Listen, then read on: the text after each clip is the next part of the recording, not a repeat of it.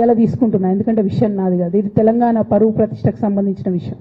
ఇలా దేశంలో ఏ మూలకు పోయినా ఎక్కడికి పోయినా కేసీఆర్ అంటే ఒక మహానాయకుడు, త్యాగం చేసిన నాయకుడు అని చెప్పి మాట్లాడతారు. రేపటి నుంచి ఏం మాట్లాడతారు? సిబిఐ ఎంక్వైరీ చేస్తే ఏం మాట్లాడతారు? కేసీఆర్ అంటే సిబిఐ కేసు అంటారు. మా నాన్న పరువు పోతే నాకా బాధ, మీకా? మీకు పైసలు కావాలి కదా, మీకు పేరుతోనేం పని? ఇంకా కూడా ఈ విషయాలు అర్థం చేసుకోకుండా, ఇంకా కూడా ఇటువంటి వ్యక్తుల్ని దూరం పెట్టుకోకుండా ఉంటే ఇక కేసీఆర్ గారి మీద సిబిఐ కేసు వేసేటటువంటి స్థాయికి వచ్చినాక ఏం పార్టీ ఉంటేంది పోతేంది. బీఆర్ఎస్ పార్టీ నాయకులు నన్ను తిట్టుకున్నా సరే, లోకల్ బాడీ ఎన్నికలలో నాకు నష్టం జరుగుతుంది అనుకున్నా సరే, మా నాన్న మీద సిబిఐ ఎంక్వైరీ పడ్డాక ఏముంది, తొక్కల ఎలక్షన్ ఒకటి గెలుస్తారు, ఒకటి ఓడిపోతారు. అసలు ఓడిపోయే పరిస్థితి ఎట్లా వచ్చింది? ఇటువంటి దుర్మార్గుల వల్ల కాదా వచ్చింది? ఆలోచన చేసుకోవాలి కదా. అంటే నా దగ్గర పైసలు ఉన్నాయి, టీవీలు ఉన్నాయి, సోషల్ మీడియాలు ఉన్నాయి, ఏటు పడితే అటు మాట్లాడతామంటే తోలు తీస్తాం చెప్తున్నా నేను. గీత గీసుకుంటాం బిడ్డ. మీరు ఒక్క కమెంట్ పెడితే మేము 10 చేస్తాం. ఏది పడితే అది మాట్లాడచ్చు సోషల్ మీడియాలో అనుకుంటూ చూసుకుంటూ ఊరుకుంటున్నా.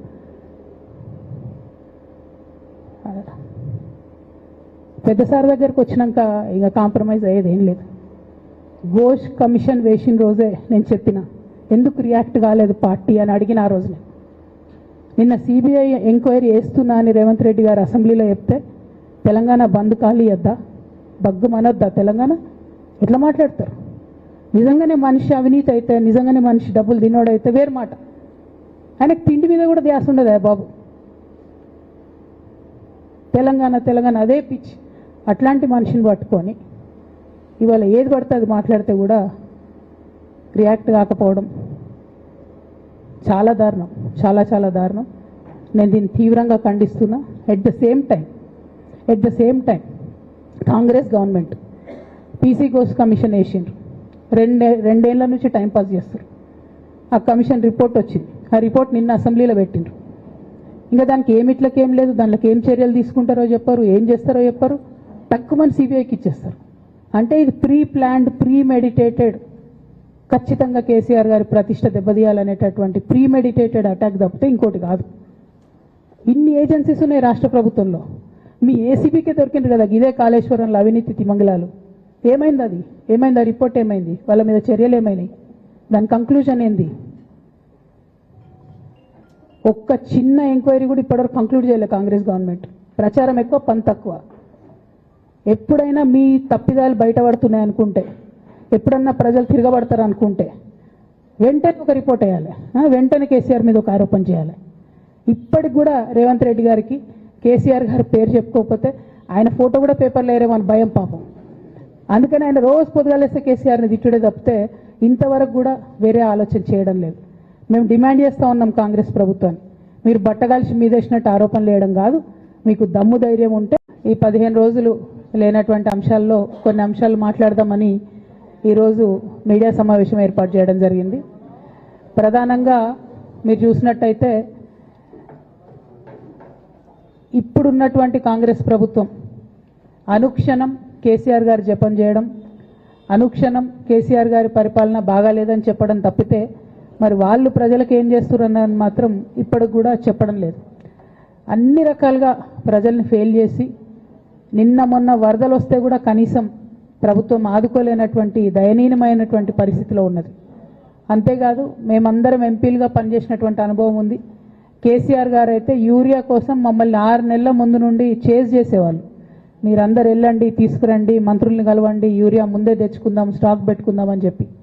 అంటే ఒక పద్ధతి, ఒక ఆలోచన, ప్రజల పట్ల కన్సర్న్ ఉన్న ప్రభుత్వాలు ఎట్లా నడుస్తాయో ఒక తార్కాణంగా పనిచేసి చూపించినటువంటి కేసీఆర్ గారు ఒక పక్కన ఉంటే, ఇవాళ కాంగ్రెస్ పార్టీ లిటరల్గా కంప్లీట్గా ప్రజలను సేవ చేయడంలో, ప్రజలకు సేవ చేయడంలో ఫెయిల్ అయినటువంటి పార్టీగా కనిపిస్తున్నటువంటి సందర్భం.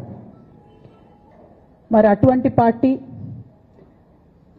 కేసీఆర్ గారు తరతరాలకు తరగని ఆస్తిగా కట్టినటువంటి కాళేశ్వరం ప్రాజెక్టును మరి బద్నాం చేస్తూ, అందులో ఒక చిన్న పార్ట్ మేడిగడ్డ అనేటటువంటిది, మహాసముద్రం లాంటి కాళేశ్వరం ప్రాజెక్టులో మేడిగడ్డ అనేది ఒక చిన్న పార్ట్.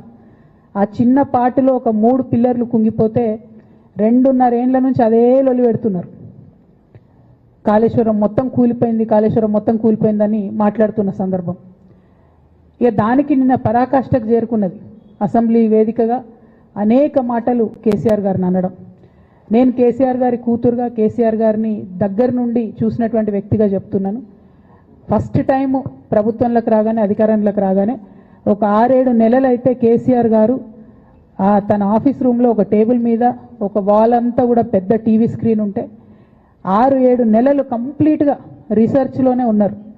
ఎట్లా నీళ్లు తీసుకురావాలి తెలంగాణకు, ఏం చేయాలి మనం అనేటటువంటి రీసెర్చ్లు ఉన్నారు. అటువంటి వ్యక్తి మీద ఇట్లాంటి నిందలేయడం అన్నది నిజంగా దారుణం. కేసీఆర్ గారికి తిండి ధ్యాస ఉండదు, డబ్బు ధ్యాస ఉండదు. ఉండేది ఒకటే, కేవలం తెలంగాణ ధ్యాస. నేను దాదాపుగా 2006 నుండి యాక్టివ్గా పాలిటిక్స్లో నేను కూడా పాల్గొంటూ వస్తున్నాను. తెలంగాణ ఉద్యమంలో పాల్గొన్నాను. అప్పటి నుంచి ఇప్పటి వరకు కూడా నేను చూస్తున్నా, ఎప్పుడు కూడా కేసీఆర్ గారు తెలంగాణ విషయం తప్పితే, ప్రజల విషయం తప్పితే పర్సనల్ విషయాలు మాట్లాడే టైము 0.1% కూడా ఉండదు.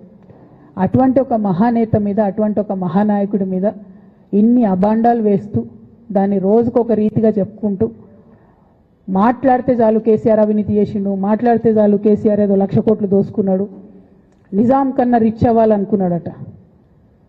డెఫినెట్గా నిజాం బాటలోనే నడుస్తాం. నిజాం కట్టిన ఉస్మాన్ సాగర్లోనే కదా